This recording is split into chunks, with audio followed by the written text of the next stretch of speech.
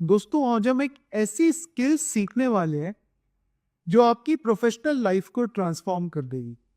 Job interview से लेके client deal तक ये एक स्किल आपकी हेल्प करेगी, आपकी इनकम को डबल और आपके खर्चे को कम करवा देगी, क्योंकि ये एक स्किल है, नेगोशिएशन स्किल। और आज के इस वीडियो में 5 ऐसे कमाल के तरीके बताऊंगा जिससे आप एक बेहतर नेगोशिएटर बन सकते हैं। तो वीडियो को पूरा देखिएगा, सीखने को बहुत कुछ मिलेगा।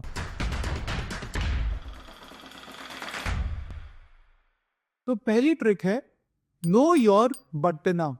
बटना का मतलब होता है बेस्ट ऑल्टरनेटिव टू नेगोशिएटिव एग्रीमेंट। यानी आपको यह पता होने चाहिए कि अगर ये डील क्रैक नहीं होती तो मेरे पास ऑल्टरनेटिव ऑप्शंस क्या क्या हैं, उसके बारे में पहले से अवेयर रहिए। फॉर एग्जाम्पल, एक क्लाइंट से डील करते हुए बटना could be alternative option number 1, एक नया कस्टमर जिसके पास बेटर प्राइस हो। ऑल्टरनेटिव ऑप्शन नंबर 2, एक दूसरा कस्टमर जो बेटर क्वालिटी या बेटर लीड टाइम दे सके। ऑप्शन नंबर 3, नया मार्केट। ऑप्शन नंबर 4, नई प्रोडक्ट लाइन। और ऑप्शन नंबर 5, जो करेंट ऑपरेशंस चल रहे हैं उसी को कंटिन्यू करना।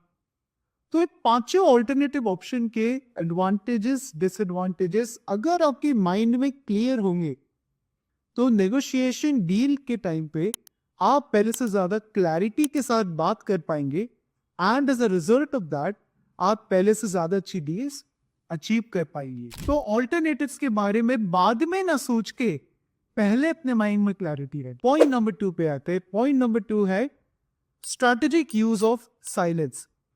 एक बात बताओ, कभी आपके साथ ऐसा हुआ है आप एक जॉब इंटरव्यू में बैठे हो, इंटरव्यूअर ने आपसे बोला सैलरी कितनी एक्सपेक्टेड है, आपने मान लीजिए बोला 1 लाख रुपीज अ मंथ और 12 लाख का पैकेज। अब इंटरव्यूअर साइलेंस मेंटेन करता है, वो आपको यू पॉज करके देखता है, और जैसे ही वो आपको यू देख रहा होता है पियर्सिंग आई कॉन्टेक्ट के साथ, आप नर्वस हो जाते हो, आप इधर उधर देखने लगते हो, आपकी बॉडी लैंग्वेज डगमगा जाती है।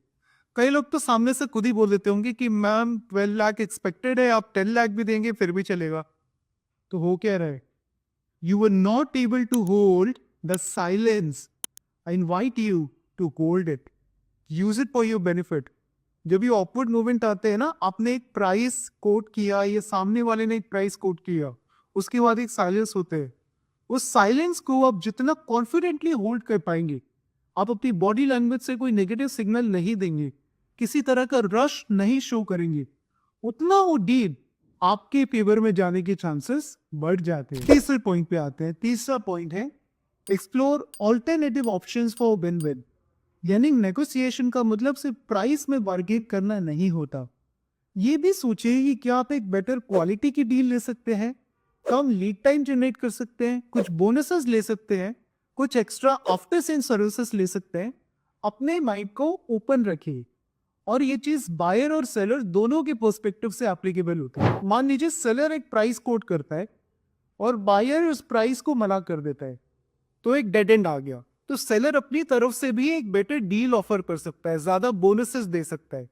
तो जितना डील को ल्यूक्रेटिव बनाएंगे उतना वो डील होने के चांसेस बेटर होंगे और एक विन विन क्रिएट होगा। पॉइंट नंबर 4 पे आता है। पॉइंट नंबर 4 है be specific with the benefits.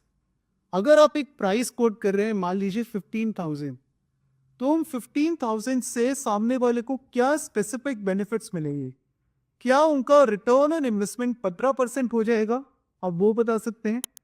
क्या फिर उनके एचएफ प्रोसेसेस बेटर होंगे और उससे अल्टीमेटली उन्हें क्या फायदा मिलेगा। अगर ये फायदे सामने वाला सुनता है तो उसके उस डील के चांसेस पहले से बढ़ जाते हैं। So be specific and be therapeutic. 5वें पॉइंट पे आते हैं। 5वां पॉइंट है बी असर्टिव येट हम्बल। यानी अगर आप किसी को मना भी कर रहे हैं ना, आप किसी को ये भी कह रहे हैं कि मैं इस प्राइस पॉइंट से नीचे नहीं जा सकता, तो at least be kind in your words.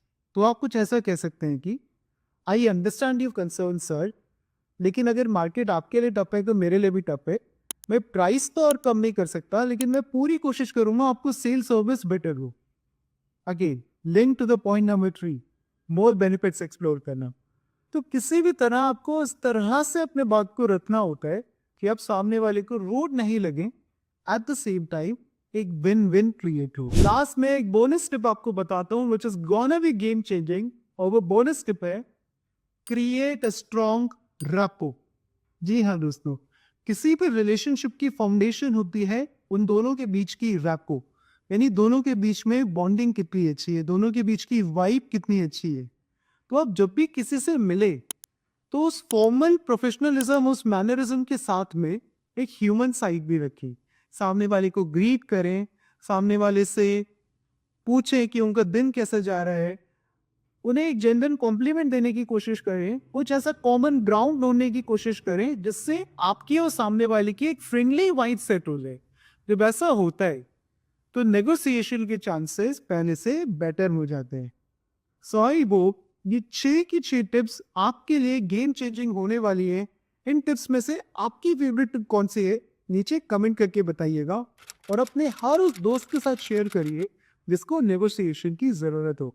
Channel को सब्सक्राइब नहीं किया तो अभी कर लीजिए, and I see you the next video.